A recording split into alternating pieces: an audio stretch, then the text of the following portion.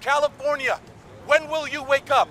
The California Board of Parole hearings granted elderly parole to 57-year-old Gregory Vogelsang, a sexually violent predator sentenced to more than 350 years in prison for crimes against children in Citrus Heights. We should be standing with survivors, not re-traumatizing them.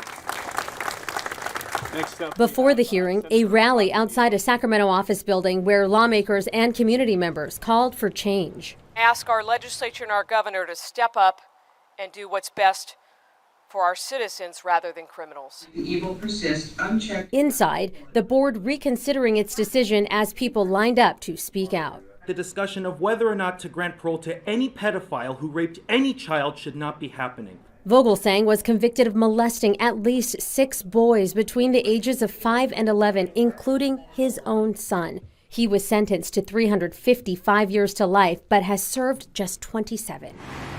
Cases like this and others recently recommended for release are now driving new legislation aimed at changing California's elderly parole program. The governor has made a lot of comments about how he really has no ability to change the results of what is happening. But the reality is that he is the one that signed the bills that created the environment to make this possible, and he is the one that appointed the members of this parole board. Proposed bills would give the governor more authority over parole decisions, raise the eligibility age, and exclude some violent offenses from early release. The CDCR says the recidivism rate for anyone released after an elderly parole hearing is 1.8% for any conviction. And they say none of those reconvictions involve sex offenses. But for people here, that's just not enough. 1.8% is not zero.